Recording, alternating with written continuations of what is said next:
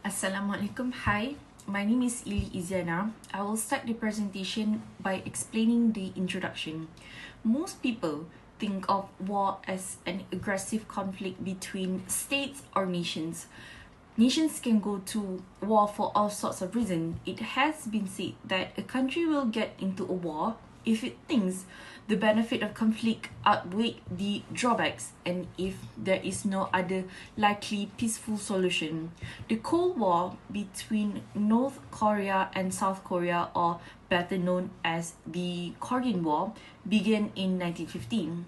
It started when North Korea attacked South Korea, believing they could win the conflict and impose communism across the entire Korean peninsula. The goal of North Korea was to merge the two Koreas into a single communist state. We still have a lot to learn from the Korean War in terms of military preparation, global strategy, joint operations in a military alliance against overt aggression, and soldier bravery and tendency. The effects of a divided Korea and a militarily potent, economically backward and unpredictable North Korea are still felt in the modern world because it was mainly overshadowed by World War II and Vietnam. The Korean War is frequently referred to as the Forgotten War. Assalamualaikum and hello. My name is Mohamad Iman bin Idris. I would like to present about the main issues of the Korean between North Korea and South Korea that create to the Cold War. What is the main issues happen between North Korea and South Korea that brings to the Korean War? The first issue is geopolitical issues. The issues when Soviet Union and the United States military occupation of the two parts of Korea in Korean Peninsula, and this was occur divided line known as 38 parallel between North Korea and South Korea, and it divided the Korean people into the two different blocks of the ideological, political, economic values and systems. The United States in South Korea and Soviet Union in North Korea established military occupation and separate government. The different government create two different establishment of two-party government in around 1945 to 1948, which are known as Democratic People's Republic of Korea (DPRK) in North Korea and Republic of Korea (ROK) in South Korea. In addition, the United States and Soviet Union will supply asset and armed forces defenses to their each part of Korea Peninsula that they are controlled respectively in terms to strengthen their military system. This is because the United States and Soviet Union want to ensure they can expand their colonial power to take over all the part of Korea Peninsula if the tension of war occur at the Korean Peninsula. For example, the North Korean leaders who support by the Soviet Union launched the Korean War with a surprise attack on 25 June 1950 towards South Korea. This is because the North Korea want to take over all the Korean Peninsula in terms to expand their colonial power. However, the North Korea cannot take over it because South Korea support by the United States counter of the attack to attack back North Korea. The war never resolved any of central issues and resulted in tension-ridden post-war relations between North Korea and South Korea. We go to the second issue, which is separate the different ideology. After World War II, the North Korea, through political support from Soviet Union, tried to separate their communism ideology to the Korean people in the Korea Peninsula. The North Korea regime's ultimate aims has been to overthrow the government of South Korea and to reunify the peninsula under communist rule, which the Korean people need to follow. Rule has been assigned by the government of North Korea in terms of economy and social cultural. However, the United States also in that time start to spread their liberal democracy ideology to Korean people in South Korea. This is because United States want to influence Korean people in South Korea to have freedom in terms of in terms of business and social cultural. The United States and Soviet Union will separate their ideology through the exchange cultural that focusing on the education. For example, in North Korea, they will separate their ideology by reforming education by replace colonial era textbook to Soviet text in translation. In 1946, North Korea and the Soviet Union set up a program of sending 150 Korean students a year to the Soviet Union for 3 to 5 year program of study. And by the end of the 1949, more than 600 North Korean students were in the Soviet Union. In 1947, the United States implement US-Korean education training and exchange. The United States Army military government in Korea had made long-term plan included compilation of English language textbooks, the establishment of a language, and the creation of an American Cultural Center in South Korea. I think I already explained the main issues of Korean War between North Korea and South Korea. I hope my explanation will give better understanding to all of you who are watch my explanation. I will pass to other presenter for the next content. Thank you. Assalamualaikum and very good day to everyone. First of all, I would like to introduce myself first. My name is NURHANISAH AMIRAH binti Abdul Hamid, and my matric number is 2022815594. I will explain about the related theories to the Cold War, which is North Korea and South Korea. First of all, the theories according to the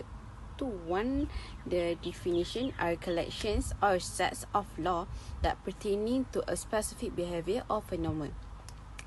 Neoliberalism is one of the theories that the best describe the Cold War problem that lead to a protracted conflict in the East Asia region due to the North Korea and South Korea dilemma.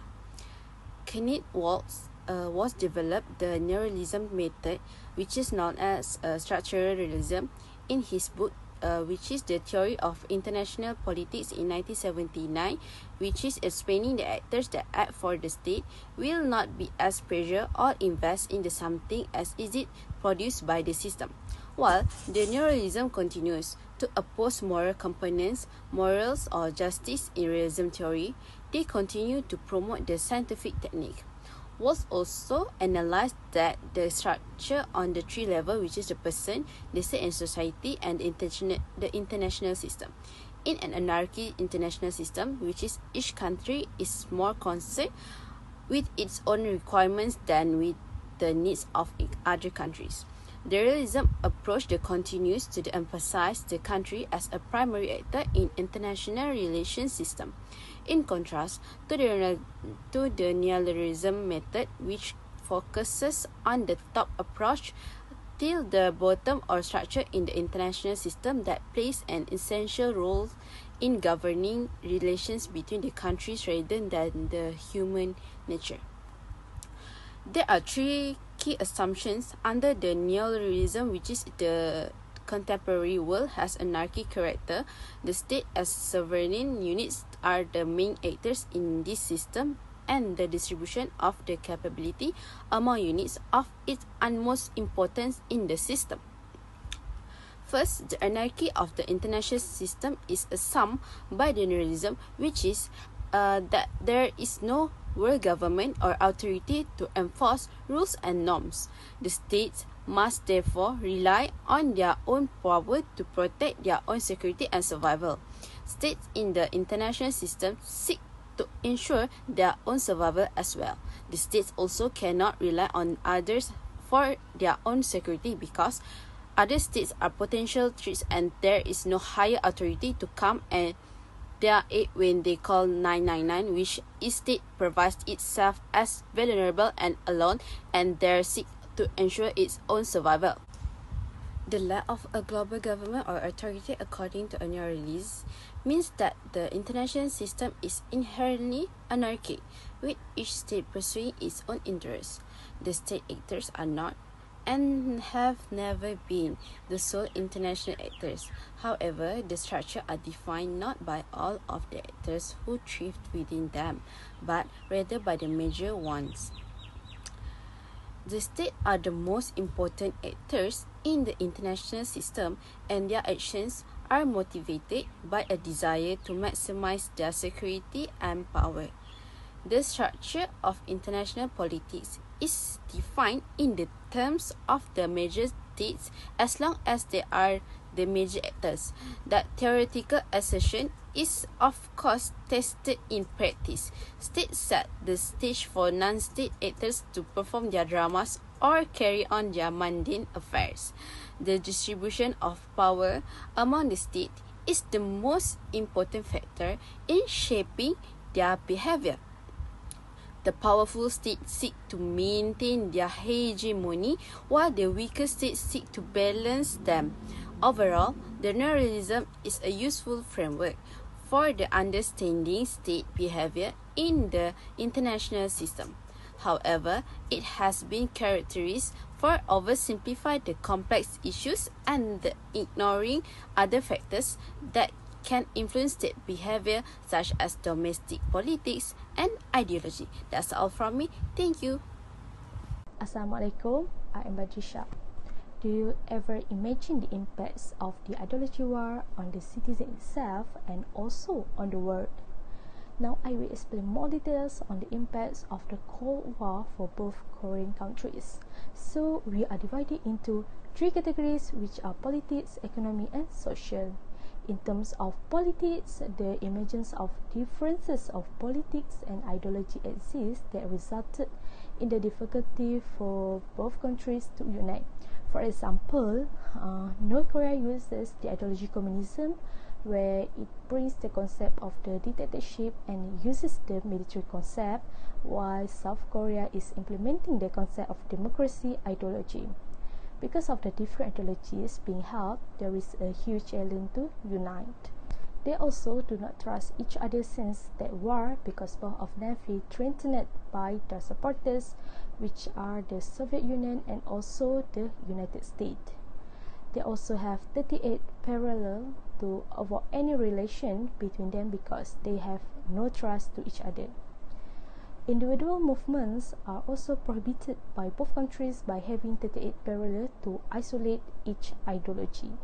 In terms of economy, there are many damages that happen during war, including railway, thousands of houses, roads, and also bridge. The damage was reported as much as 41.23 billion won, equivalent to 6.9 billion USD. The price of rice also fell to 65%, and foreign industry also affected by only contributing 2.9 million USD compared to 208 million USD before. Inflation also happened and caused South Korea to face a huge debt to the United States and United Nations. Compared to North Korea, their economy is rapidly developing because of the aid from China and also the Soviet Union. In terms of social, communication and transportation facilities were damaged as the Soviet Union cut off the phone line between these two countries and also disconnected the railway from Seoul to the north. Another impact is separation of family members. It is because of the war, and some of them reunited again when the approach of the both governments by establishing the separated family reunification center in August 1998. Different mentalities also happen as they are afraid to each other. Education development was also important after the war, where South Korea really cared for the education from kindergarten until tertiary education, while North Korea only focused on vocational studies to ensure their citizens can become technicians and also engineers to develop North Korea industry. That's all from me. Thank you. Assalamualaikum and a very good day to Ms. AMIRAH and my fellow friends. Thank you to the last presenter. My name is KHAIRUL by SAGIMAN, and now I would like to explain about what can we learn by the issue about Cold War between North and South Korea. The first thing we can learn by this issue is the ideological difference can have a long-lasting consequences. The division between North and South Korea was largely driven by ideological difference between the communism and democracy. The separation goes deeper than the line on the map. It split the heart of its citizens. People who were together for generation are now divided and have to admit the politics has taken precedence over the ties of family, language and tradition. Besides that, the right of citizen, rules and order, economies, communities and daily life are different in the two countries. A generation that experienced the division and was torn apart from the loved one was depicted in a sadness in a photo from the touching reunion of Korean families in February 2014. The next lesson we learn is the devastating consequences of the war. Korean War, which lasts from 1950 to 1953, resulted in a loss of million lives and left the Korean Peninsula deeply scarred. About 1.2 million people died as a result in the conflict of South Korea, 1 million in North Korea, 36,500 American soldiers and also 600,000 Chinese soldiers. The combat persists until the armistice was signed in 1953. The armistice condition called for the demilitarized zone, a strongly fortified border between the two nations were around 250 kilometers long and 4.02 kilometers broad. The third lesson is the international cooperation. This can be seen in the United States of America President Harry Truman that insists the importance of international cooperation. Truman supported the creation of United Nations because he recognized that even though the United States was the only country that emerged from the World War II stronger, unilateralism was not in the interest of United States. However, after nearly 2 years of trying to compromise with the Soviet and trying to convince the Koreans to accept truce, the Truman administration gave up in the fall of 1947 and passed the Korean issues to the United Nations General Assembly. Besides that, the six-party talks, which include North and South Korea, as well as China, Japan, Russia, and also the United States, have been essential in moderating negotiation and advancing peaceful solution. And last but not least is the rise of South Korean economics. Following the Korean War, South Korea started down a path of swift industrialization and economic growth that is sometimes referred as the miracle on the Han River. South Korea evolved from a war-torn agriculture economy into a worldwide economic powerhouse through a mix of deliberate government policy, export-oriented growth, and investment in education and technologies. The economy of South Korea is now significantly influenced by the important industry including electronics, transportation, shipbuilding, and heavy industry. On the other hand, after the Korean War, North Korea adopted a socialist central planned economy that was under state control and cut from of the rest of the world. The difficulties that North Korea faced include ongoing food, energy shortage, international sanction, and restricted access to the world's market. That's all for me. Thank you. Thank you to the previous presenter. I would like to share about recommendation or suggestion of the Korean War, which Cold War. The suggestion divided into 3 categories. Firstly, political. In political, the equilibrium of power means the balance of that serve to safeguard the sovereignty of smaller and less influential nations. It illustrates that the greater a state's power, the greater its ability to obtain whatever it desires. However, if the equilibrium of power can be maintained, it is essential to discourage the occurrence of war by the United States and Soviet Union. To acquire excessive power, it is possible to take any course of action, including engaging in warfare. The balance of power concept may present a contradiction with the principles of realism theory. In the 21st century, people would think twice before starting a war with another nation because everyone wants to keep the peace and harmony that they have achieved in the past few decades. Consequently, the prevention of war is a feasible possibility. Following to the next point is peaceful. In peaceful, South Korea and North Korean peacemaking strategies, the field of international relations is characterized by patterns of recurrence and repetitions. International anarchy and power politics will remain inevitable features of international relations because any policymakers who declines to adhere to the sublogic of anarchy risks jeopardizing their security. Therefore, the formulation of foreign policy decision makers such as the United States and Soviet Union should involve the consideration and implementation of diplomatic or economic strategies aimed at effecting change as a wise approach towards encouraging change and accomplishing peace in our belief with their own principles. Moreover, the first requirement for peace is trust, which maintaining trust between both leaders is crucial. Also, to establish trust alongside formal agreement during the negotiation phase, a considerable degree of perseverance implementation may be required. Thus, the leaders of the nation involved must proclaim the war over and welcome the new era of peace. Lastly, security, the cooperation of regional security stability. Dissolving the Cold structure in Korea remains incomplete because the external factors of global and regional security negatively impinge upon the local security situation on the Korean Peninsula. Despite a reduction in tension and enhancements in interstate relations, the military balance and force structures have remained unchanged. This can be seen where the military balance in the Koreas has been shaped by the Democratic People's Republic of Korea (DPRK) through times of planned confrontations, military threats, and strengthening military operation and exercise. The effective way is to avoid major interstate violence to ensure the demand of weapon mass destruction can be fulfilled. Besides, it will threaten the human rights and freedoms. It is noteworthy that the internal and external elements of security are closely interconnected. Now, I will end the presentation with explaining the conclusion. The battle in both Koreas caused countless war orphans and shattered many families. The memories and legacies of the war are likely to remain imprinted in the minds of Koreans on both sides of the peninsula. War destroys families and communities, and it usually impedes the social and economic advancement of nations. In addition to the loss of both human and material resources, children and adults can experience a long-term physical and psychological anguish as a result of conflict. Understanding war is essential because conflict and fighting have had a significant impact on human history. Understanding what transpired can help us avoid making the same mistakes in the future, which is another reason to study war.